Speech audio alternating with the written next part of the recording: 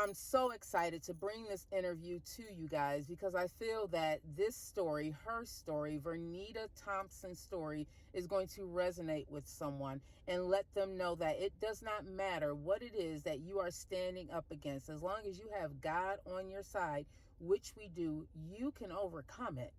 You can overcome it. So stay tuned and make sure, if you have not already, that you like, share, and subscribe to Think and Grow with Vet Green on YouTube. And please, please, please like, share, and subscribe to my podcast. You guys, this is going to be an awesome experience. And I welcome you guys to come along with me as I journey through this thing called life, as I interview people who are doing things with their life, who have overcome so many trials and tribulations only to come out on top. So I hope you guys enjoy this episode. Stay tuned. Love you.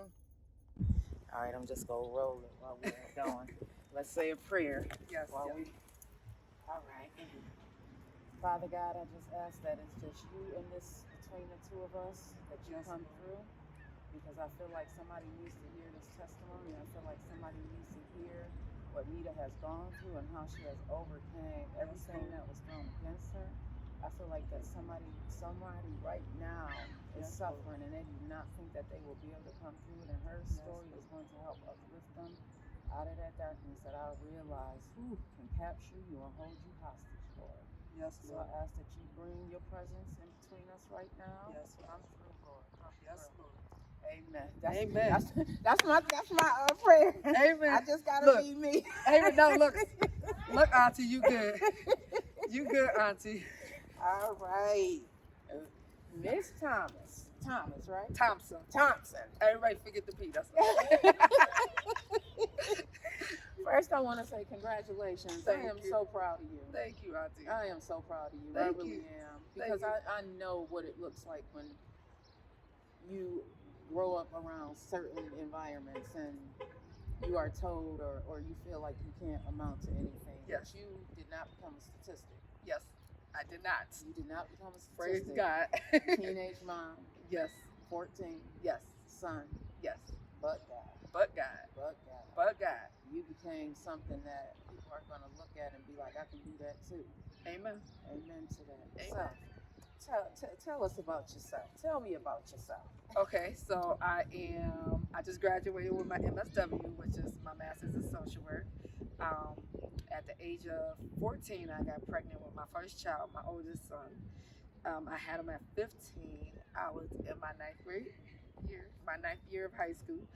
And I remember when everybody found out, my teachers, I remember I had this favorite teacher, and she was just like, oh, we're going to make sure that you graduate. Oh. Mr. Fleeter. Really? She looked out for me. And but all the other teachers basically told me in so many words that I was going to fail, I wasn't going to make it. And I basically was going to amount to it. You felt like that? Yeah, and for a moment I did, and I remember being so embarrassed and so ashamed. And I remember right there at 29 Church Street in that kitchen, and my aunt Thelma and Keisha came over, and I was going outside, and they were saying like, "Why are you in the house? You ain't never in the house." And I was like, "I'm not going outside."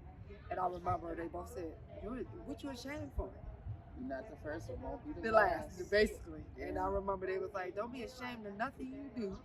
She was like, I'm as much as they was disappointed, it wasn't there, and that they knew that I can bounce back from it. And you did. Yes. You bounced back. You broke the ceiling and all of that. Yes. 14 years old with yes. a baby. Yes. And you got married. And I got married. Yes, I married my husband, Brandon. He's not the father of my oldest son, which you already know. Yeah. But he's the father of my other two kids, and he basically raised my son. We got together when my son was 2. It's funny. It's a funny story about that too, because I was actually dating somebody else, and it happens. I was dating somebody else, but he was in the street. Like, he was really heavy in the street, and I was like, I heard about this life, and I remember even back then you knew that. Yeah, and I was like, we got chased coming over the Skyway. Like, the boys, he had got shot. The guy that I was dating had got shot. And then the one night leaving his house, I was messing with my husband now. He was my side piece from moving out. I'm gonna Listen, be real. I'm gonna keep it a buck. we gonna keep it I'm real gonna up keep in it a here. buck. And I stood my husband up, and I was like, my boyfriend showed up, and I was like, oh, I gotta go. He outside. He was like, are you serious? And that same night, some dudes was chasing I was leaving my boyfriend's house in Buffalo, and they chased us coming over to Skyway, coming back to Lackawanna. When we got to like Tiff, they turned around because they knew we were coming to Lackawanna. And I remember at the time my boyfriend had a gun. He was like, "We good." I said, "Oh," I was in the car praying, "Hallelujah, Lord, if you get me out of this, I'm probably, I'm leaving." It was over. It was over. It was. Soon as you hit the bridge, it was In a week flying, I told him, "I can't be with you no more." He was like, I said, "We could be friends. I can't do this." I said, "I ain't about that life." It wasn't for you. It was not. And then I ended up dating. Me and my husband made it official, and we started dating, and then we got married, and the rest was history. He went to the military. We went through some stuff, you know, like anybody married would. Yeah, marriage is hard. Marriage is hard. People look at it like it's easy. They want to see the outside, but they don't know what it's a lot It's of definitely work not the to way. it. The wedding is just that's just to make it look Pretty appealing. part. That's the pretty part. Yeah, marriage is hard work. After the wedding, you still got to deal with this man, and he still got to Deal deal with with you. Yes, and you got to grow. And the person that you are when you get married, you don't stay that person. You don't. You change. You change. You know, you grow. Like, I'm not the same woman I was when I met him at, when was I, 17? Yeah, I was 17 when I met him, when I started talking to him. I'm not the same person. I'm not even the same person I was when he married me at 20. Still not the same person I was when I was 30. Because I'm only 36. Or last year. That's right. And the same for him. So every day is a learning curve. Like, every day is learning. When we were riding over here and we were talking, I'm just amazed at the growth between the two of you guys, because that is what love and marriage is all about. Like, you guys, even though you went through storms, and even though your husband was in the service and he went through his own troubles, you guys are still together right Yes. now. You guys are still going through the storm and coming out on the other side still standing, which is amazing, because a lot of people would have given up Yes. and said, you know what, I'm not doing this. A lot of people would have given up at 14 when they found themselves pregnant, but you Yes. didn't. I always knew, even when you were a little girl, that you were different. You know how some kids just stand out? You always stood out. I remember just having conversations with you, and you had this look in your eyes, and I always like to make eye contact with people because eyes don't lie. Mm-hmm. And you always had this drive about you. So when did you know that you wanted something different? Because I can tell, even as a little girl, even when Brandon was a baby, I can tell that you wanted different. Like, you were trying to figure it out, but you wanted different. So when did you realize that you wanted different? I was little. If I'm just being honest, well, you know my story. The first 5 years of my life, I was raised by my cousin Chris. So, even though my mom was there, my mom was going through her own stuff. So, what we call in my line of work, I was in an alternative foster placement. So that's the proper name for it. So I was in an alternative foster placement. So I knew that I wanted to be able to care for my kids and have a family that I can provide for without feeling burdened or feeling like I couldn't afford to take care of them. And I knew that I needed to set myself up early so I didn't have to be the same. Raise my children in the same conditions that I was raised in. Right. No fault of my mom, because like I was telling them yesterday, at my graduation party, she had to make a sacrifice so I could be where I'm at today. She had to go without so I can have it. So I knew that even, don't get me wrong, I had my own traumas, and it's kind of confusing when you bounce from house to house and you got different people in your life. But I knew that I wanted different. I knew that I wanted to be successful. As much as I'm proud from where I come from and being from the project, I knew I didn't want to die in the project or the projects be my all in all. Or your children. Yes. You want them to see different. It is, I agree. The projects, our project is different than other projects, Yes, but it it's is. not the end all. Yes, It is a stepping stone to get you where I needed to you go. needed to go. I've seen, I have a lot of friends, and it's funny. Well, let me go back. When I was little, like my aunt Thelma, she always out of my mother generation. She the one that got the house. She the one that had the car. And as a little girl, like she used to buy me my jewelry. She bought me my first ring, my first earrings, or I think maybe Chris might have bought me my first earrings. But she used to buy me all the stuff, all the name brand stuff, and I was like, I want that. Gina was mine. Gina Green Toys. Gina was mine. She was the one. I remember when Thelma lived right up there at 10, and Gina lived actually, I think it's 27 next door to your mom. They were the first ones that I saw move out the projects, and they were doing it on their own. So that inspired me. So I get that. You have to, when you grow up in environments like this, you need someone to look up to that's doing better than you are, because if you don't, then you think that this is all you can have in your life. So that's good. Congratulations to you, Auntie Thelma. Yes, it was my aunt. She was like my shero growing up, and I was just like, I remember we used to crack jokes on that little car, the little white marshmallow, but I was like, at least she got a car. Like, and I didn't like catching the bus. I'm just gonna keep it a buck. Right. Who wants to? And then I had a baby at a young age, so now I gotta tow home in the snow, in the rain, or I gotta call my aunt to come get me. Yeah. And we don't realize like they gotta work, they gotta bust their tail and do everything, and then they trying to be there for everybody else too on top of it. Yeah. So it's a lot of work that go into it. And so I was just like, you know what? I wanna be that. That's what I want. And then my dad, he lived, and as I got older, he solidified it once we developed a relationship, because he used to always tell me, if you want to be something, you got to get out the projects. Like, you have to go to school. He was like, there is no ifs or buts about it. He was my driving force. Like, I remember you telling me that. My dad was like, listen, as long as I'm alive, you gonna have a degree or something. Preferably, it would have been nursing if he was still alive. That's what he wanted you to do. Well, say, Daddy, I did people beyond nursing. Yeah. I wanted something different. Yeah, me and my mother was cracking jokes yesterday.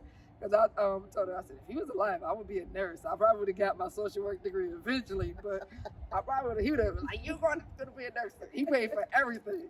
He was like, you're going to be a nurse. And I'm like, okay. Well, back then, your dad and my mom would have been the same age. And back then, nursing, that's all that they thought women could aspire and to make good money. Right. So I can see where that came from. Yeah. That's so awesome that your dad was in your life, because our dads become our superheroes, and that you guys developed a relationship, even though it was later on that you developed a relationship with him. And I was happy about that, because I don't think I would have, if I wouldn't have developed a relationship with him, I don't think I would have looked to have a higher standards in men. I'm not saying my dad was perfect, because by no means he was. But still, you knew what you wanted based on what your dad. Yes. Oh wow. I knew, even if you wasn't, and we'll get into that with me and my husband, our relationship, even if you was out in the streets, I knew you had to take care of home and take care of these kids and be a good father. And that's what I was looking for in a man. I was looking for somebody. I had a child already. I needed somebody that could help me raise my son. I wasn't looking for a fling. I wasn't looking for I needed somebody that was going to be a dad to my son. You needed a man. Yes, a man. You needed a man, and there's a big difference. Even when I was growing up, when I started having kids, it always surprised me when women were accepting, and I know it deals with our mindset. They would be accepting of the man just dropping off a pair of sneakers and thinking that was all right, and then us letting the man just drop off a pair of sneakers, because that's not okay. You have to be willing to talk to him, come get him. Yeah. And when I need to go to sleep, I need you to stay up with him. Raise him. This is we. Because I can't raise a man. I'm a woman. A man needs to raise a man. That's right. Granted, I get it. We all don't have that luxury, because I wasn't always in that situation when I was able to raise my son, and until God changed that for me. But I have come to understand a man needs a man to raise them. They do. They need that, and just like women, we need that figure in our lives. We need a female. Well. We need that female that we can go to teach us how to be a woman. Yeah. So there's so many women that we know didn't have that, and you see what happens when you don't have it. When you don't have that, it breaks down the society in my eyes. Yeah, it does. It does. That's one of the reasons why I want to go so hard and just let people know we have to heal. We have to heal so that our children can heal, even if they're grown. If we heal, that we become an example for them, to do more. So let's talk about the degree Okay. and what made you decide to go down this path. We talked about it as we were driving over here, and I think they they say when you develop a why, it's either going to make you angry enough to do something or hurt you bad enough where you stand still. That's so Yours true. It made made me. you. It drove me. It drove you. So at the time when I decided to go back to school, I remember I was talking about it, but I really wasn't. I was unsure. My son had just graduated from high school. He was starting to show symptoms of mental health. So I was like, "Hey, let's go to school," trying to get him back on track. And to be honest, he was like, "I'm not going to school." So I said, "You're not gonna go to school?" I'm going to school. But when I was in school, my son's mental health deteriorated more. And that's when I got really passionate about even like disproportionality, minority representation in certain areas of child welfare, and also mental health. And because I was just going really for child welfare, I got a scholarship through my job for child welfare. And at that time, when my son was in the hospital, as an African American male or African American period, they don't explain to us. They don't break it down. They don't explain to us what's going on. They don't even take the time. They just say, "Here it is," and they walk away. Or they might not even give you that. They might just give you a piece of paper. Here you go. Call this person. Yep. And I gave you 3 prescriptions. Make sure you get them filled. Without telling you how, why. And I remember prior to, like when we first went to ECMT, just feeling like, okay, that's it. Right. And nobody telling me anything. So his over the years, his diagnosis. So before school, he was diagnosed with conduct disorder. Was his first diagnosis. Oh, he don't understand consequences, and it was just like, here, whatever. And I'm like, conduct disorder? Ain't that's a charge? Oh, wow. So that was the first. They sent him home. Then he went back like a couple of weeks later, and then it moved from conduct disorder to oppositional defiance disorder. So he just don't like authority. And I'm like, okay. A couple of months later, we're back. Now this time I'm in school. I already went back to school because he decided he's not going to school. Everybody like whatever, schools, and at the time he was in and out of therapy and he like whatever. He was doing like little stuff and was going back and forth to City Hall. So everybody was like, you know what, well, I don't got time for this. Besides a couple of people that was really still trying to work with him. But for the most part in the mental health sector, I feel like the people that because he wasn't listening Was failing him. Yeah. What's up, Herbie? We over here. This is Herbie Herb. That's what Yeah, we over here doing an interview. We doing a whole interview. And you doing a recording. I'm all in it though. What This is y'all is what doing, happens. Booby? And congratulations. Thank you. Thank you. Congratulations. Thank you. Oh my God. Hi, Booby. Let me get in the middle. Ah, Hi, these my girls. Hi, dirty ass. I got to go to work, girl. all right. You is hilarious. We still love you, Herbie. Yeah, we do. Oh goodness. I can always, But so basically, what made me, I just go back. So what made me get into school is because my son decided he didn't want to go to school, and at the time I was like, I'm not wasting my money, so I want to go to school. While I was in school, my son started showing signs and symptoms of mental health. Like the first time he went to the hospital, he was diagnosed with conduct disorder.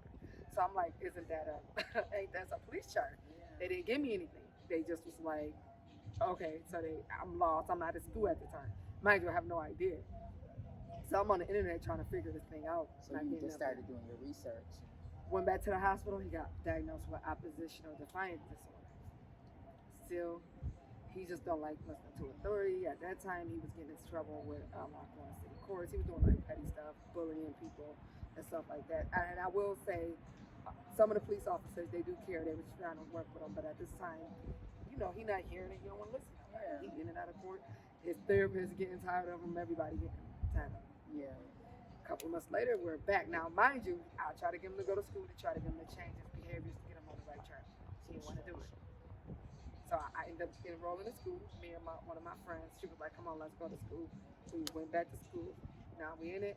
A couple of months into it, my son ended up back in ECU. So he get diagnosed with bipolar at this point.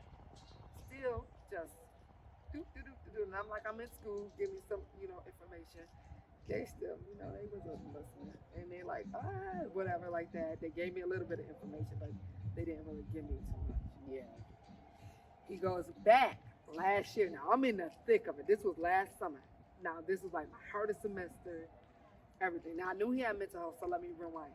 Because of his mental health and I wanted to learn more, I started taking mental health classes.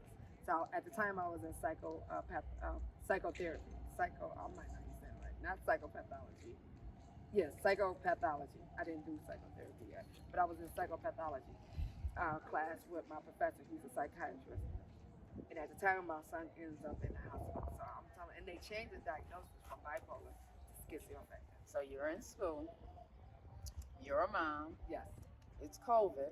yes, Your oldest son is dealing with yes, mental health issues. yes. And he was homeless at the time. And he was homeless at the time. Yes, But God. but God. And you just graduated. Yes, Finish God. your story. Yes. Finish your story. So You see what I say when I say somebody needs to hear this? yes. So basically, so I called my professor. I'm like, Dr. Kim, I need your help. I know this is like breaching the professional bounds. I said, but as a mother, I really need some help and not giving me nothing. I don't know what questions to ask and whatever. He's like, this is great. We about to turn this into a learning exercise because we about to go into this. Now we just came. We was going into bipolar. It was going into the schizio affective disorder. That's what I'll call it. But it's the whole schizio section where different, like 5 different diagnoses. You got schizotypical, you got schizoaffective, you got schizophrenia, and then you got 2 other ones I can't think off the top of my head right now. And bipolar, and they're similar. Yeah. You So- were explaining it to me Yeah. about my daughter. Yeah. Yeah. So he was like, we about to learn, and he gave me the questions. He was like, so when you go to the hospital, ask him this, have him do this, check this medication, and all of this. All while we learning this, and I'm taking the exams on this. So now it's a real life exercise for me because I'm living it. I'm living it. So he like, okay, so what's the difference? What's the difference between bipolar? What's the difference between schizophrenia? So I have learned schizophrenia is when you're completely delusional. And then with my son, his is schizoaffective because he has bipolar and a little bit of schizoaffective. He's not fully bipolar, he's not fully schizophrenic. It's a combination of something that sit right in the middle. And he go through manic phases, so it's called the cycle when you go up and down, up and down. You 1 minute you high, you feel real good. You feel it's the grandiose phase. I can't remember in the kind, but you feel grandiose. You live in life. You're on the top of the world, and then after that, you come out and you crash into the manic phase where you're severely depressed. And at the same time, you have symptoms of delusions. So I had to go to the doctor. So now I remember I was telling y'all I used to walk away. I didn't understand. They were just giving me stuff. Now I'm asking the right questions. Now I'm like, you gonna do this? He needs to be on this. You gonna link him to SPOA. You gonna get him some housing because there's money for it. You gonna get him on this medication. I'm giving it to him. Prepared. I'm in there prepared. I think I drove them people ragged Wow. because I made them do their job. And when they didn't, I started calling the director of mental health. Wow. Just like my professor told me, because he's a psychiatrist. He said, this is what you're gonna do. And I did. And out of it, my son ended up getting housing, fully furnished housing. He got linked to the ACT team through BESO, where they take care of him. So when you, in New York State, it's not in every state.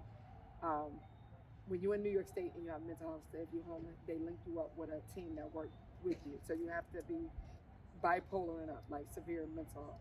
That's what they call it on the thing. Or in the schizio, something schizio. So they provide you with housing, they help you get jobs. When you get your house is fully furnished, you get your house discounted at a rent. They pay a portion of your rent. You may have to pay just a different part. They make sure you got insurance if you need to get SSI because you're at work. When I say they do everything, he got a social worker, he got his own psychiatrist, he got a nurse practitioner, he got health homes. When I say he has a full service of people that help him. And it was only God, because I was willing enough, because before I was scared when I first started to say, I got a son with mental health. But when, in that moment of weakness, when I was like, listen, I know I'm reaching this, but I need some help. Yeah. God came through. He came through. My professor lined me up, and I love my professor for that. I truly do. Like I value him because he didn't have to. He could have said, "Oh, do this," and kept going. But he seen me as a mother that was in need, and he helped me advocate for my son. And that's what I love social work, and that's why I chose social work, because we are advocates. I'm about to cry. Go ahead. That's because this is your testimony. I believe that God places people and places us in places because it's what we need. Yes. And once we start opening our eyes, we can Yes. see the signs. So you had a baby at 14. Yes, the same Early baby. on, the Yes. same child. You knew early on that he was experiencing something, but you didn't understand Stand it. Yes. You went into a field Yes. where now you are advocating for For your him. son. Yes. And You other armed kids. yourself with education and Yes. knowledge, so that when he walks into those places, he has not only those advocates, but he has his main advocate. Yes. And they know I'm coming. They tell me all the time when I call, I'm like, listen, Oh, y'all need to God. call him. Look, I know I'm new to this, and I might not be able to call out all the diagnoses, but he off. I can know tell you that's he right. off. And they love me. They be like, you are the best. Like, they be like, you want to meet us at the house? Yep, I'm on my way.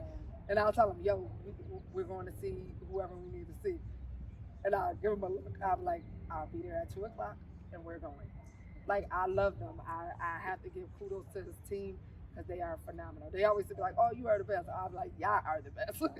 It's a teamwork. Yeah. Fruit and mom. Yes. So, but the same child, and it felt good to go from not understanding to being able to advocate. And I want to encourage people because a lot of times we don't want to speak up because we're scared. Embarrassed. Yes, We and feel embarrassed, shameful. shame. But don't be ashamed. Speak up because somebody else is going through it. Yeah, we have to speak up. Mental health is not talked about enough In the black community. It's the Nothing is talked about. Nothing. That's my other big thing. And I told you actually I'm supposed to be starting, now I'm graduating, I'm supposed to start my podcast. I got my child welfare one. which I love. I'm about to start the black one. In the black community, we are so far behind. That's what I'm talking about, DMI, disproportionate minority representation. We are disproportionately represented in every sector: housing, medical, child welfare. We are so behind. I didn't learn about the medical until I moved. I did not learn about that, and we'll talk about that. I did not realize that, and now as I think back to my own medical care, I see where some things weren't adding up right, even as far as having a baby. Yes, that we are very out of every other race. When you have kids, black women are at the highest risk for death. Yes, cesareans. Yes, all of and that. I had all 4 C-sections. Yes, and I probably didn't have to have the C-section. Not at all. Not at all. If our white counterparts don't have to go through as much pain through childbirth as we do. Yes. 3 days I was in labor with my oldest child. Yes. And I kept telling them she was in stress, but they don't listen. They didn't listen, and it ended up I had to have at 16 years old an emergency cesarean. She had meconium, they call it. She almost died. Yeah, but it's very disproportionate. Yeah, they don't. Everything is disproportionate for us. And it's really sad because the only way that we're going to get ahead is through education. And I always think about my dad because he said that to me. He was like, if you want to get ahead, you have to go to school. Knowledge. You have to get, knowledge is power. Mm-hmm. And I try to tell some people that, but they don't want to listen. Then they say, I don't got the money. You got so many resources. There's so many scholarships. All you got to do is link up with somebody. Mm-hmm. Write a scholarship. Write an essay to get a scholarship. Mm-hmm. Financial aid, at least for your bachelor's, you get it for free. Believe it or not, they told me I couldn't get a scholarship for my graduate program, and I ended up walking away with a scholarship. Really? Yes, they did a child welfare scholarship, and I was in class, and one of my professors said, hey, do you want to do this scholarship? You have to be willing to make a sacrifice. And once we realize we have to sacrifice to get ahead, and nothing is going to be given to us. Say that again, Nita. Nothing is going to be given to us. We don't have no privilege, and I keep trying to tell people. They always say, "Oh, the white people this." They have white privilege. This country was built off of on our backs for the white people. We know this. There's nothing we can do about it. All we can do is keep moving forward. But what I found is that we are more comfortable getting handouts Yes, because then they program they them. programmed us You have to to- believe we Yes, can't yes. function without welfare. We can't function Yes, without we got to food change our stamps. mind. Like, and I'm not saying it's easy because I had to change my mindset. It's a I had to be mindset. different from everybody around me. I got told I was bougie. Got told I was stuck up. I was told all type of stuff, and that's okay, you know. Yeah. But at the end of the day, I just want to tell people, nobody pay your bills but you. Exactly. I'm just saying, You gotta want more, and you it's gotta okay. want more, and it's okay to be different, and it's okay to step out and let people talk about you. They talked about Jesus. Yes. They gonna talk about everybody that's great. If you look at it, they talked about Muhammad Ali. If you look about it, they talked about Rosa Parks. They talked about Martin Luther King. They called him being different cost him his life. As an African American, the only way we gonna make it, we gotta step outside the box. We gotta step outside the box. We cannot do it the way we're told to do it. Yeah. We can't do what everybody else is doing. You can't even take free stuff. You have to work hard and you have to get there. To get it. And then if somebody give you a handout, you better get it written in black and white that you don't owe nothing back. Cover your Your ass. ass. Because Cover they're your coming ass. back and you don't want nobody to feel like you owe them something because they did something for you. Mhm. And that's where we always get jammed up.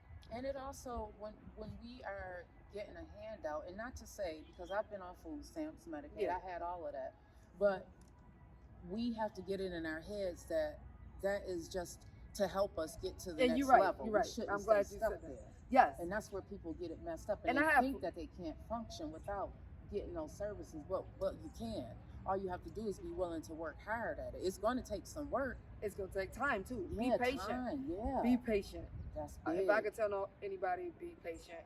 Don't rush it. I try to rush it. And when you tend to rush it, you give up faster.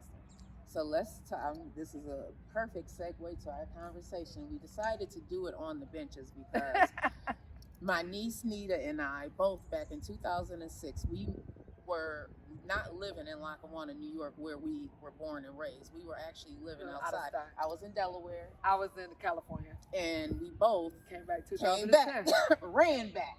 Because what happens a lot of times when you don't have that mindset developed yet, when things start going chaotic, you get scared. I got scared. I ran back home. Yep.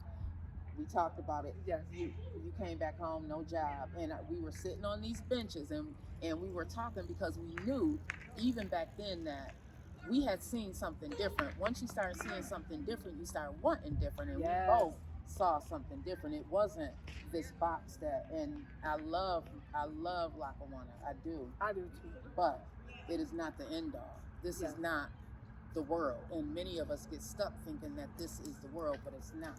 Yes. And you knew that. And I Yes. remember you said, Auntie, I was making X amount of dollars.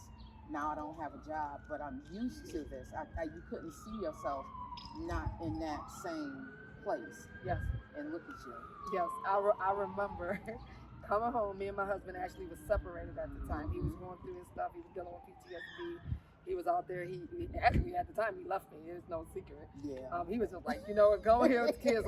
I'm going to go I'm over going here. over yonder. Yeah, I'm going on yonder. Try to figure it out. And I had to move from California with 3 kids back to from the West Coast to the East Coast. And I remember I was like, what the? And at the time I wasn't where I am now. And I just remember sitting there looking like, I literally went from having the beach outside of my back door, the mountains on the front door, making all this money with him. Because even though he was in the military, I still worked. I worked on days or whatever like that. Yeah. And I'm just like, I have nothing. And I thought about my dad. Honest to God, I remember what he said, knowledge is power. Because if you have a degree, you set yourself up where nobody can take nothing from you. And you use the system, not to say that you use it.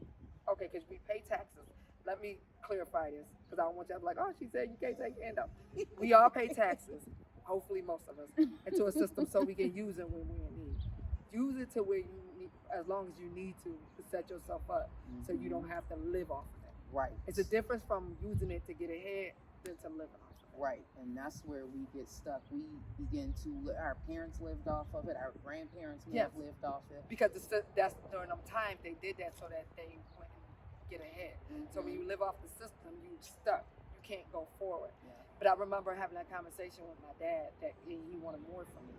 He didn't want this for me. And I remember sitting there talking to you, and I remember like, damn, this is what he meant. Like having an aha moment, like, this is what he meant. I remember in 2000, what is it? We've been back. I've been back 11 years. Well, You done let me back in. but now I'm staying gone because I realized God said you are not supposed. You can come back and visit. You can, you know, you gonna be an example. You are going to be an example. So Yes. 2006 that was when we both came back. So I came back. No, I was still Seven. gone. I came back. I was visiting. I moved back in 10. I you moved were back still in 10. gone? Oh wow. I moved back in 10. It was 2010 when I moved back. Oh my God. It was August 2010. Oh my God, and I was remember. going through it at that time. Yep. Oh, God. Yep. I remember when we said, yep, I had moved back. And I remember just sitting there looking like, if I went to school, if I did all this, if I had my nursing degree, even if I would have just stayed there, I could have had a job, I could have took care of my kids. Yeah. And I remember for me, then I knew I had to make some changes in my life. And me and my husband got back together. He ended up coming home that December. And we had to work, he was young, and we had to work some stuff out. But I remember maybe a year later, him finally getting himself together. And then we still went, we did good for 5 years. We went back. This time it was me. I didn't want to be where I needed to be. Yeah. And I actually cheated on him. And we fell apart. But God, through the midst of it, was through all of it. But, Through the midst of it. And I remember when we got back together and we rededicated ourselves to God, we was like, we ain't going back. We are not prolonging no more blessings. You realize I that's like what what we you grew- said with your husband with the words. I'm practicing that myself. Watch what you say. Say. There's You gotta power watch in your tongue. tongue. I The know tongue that's brings right. life and death. So Yes, you gotta it watch what you does. say. Yes, it does. And I'm still practicing. I'm back. My husband be on it. I be messing up. He be like, I'm like, my bad, man. it's a challenging thing. It is. I be having to tell my kids, don't say you poor. Oh, I'm broke. Don't say you're broke. I'm cash strapped right now. Yes. You know, I'm temporary without funds. Oh, I like that one. My mother taught me that. Really? Oh, I like that one. Okay, sis, I see you. I like that. Temporary without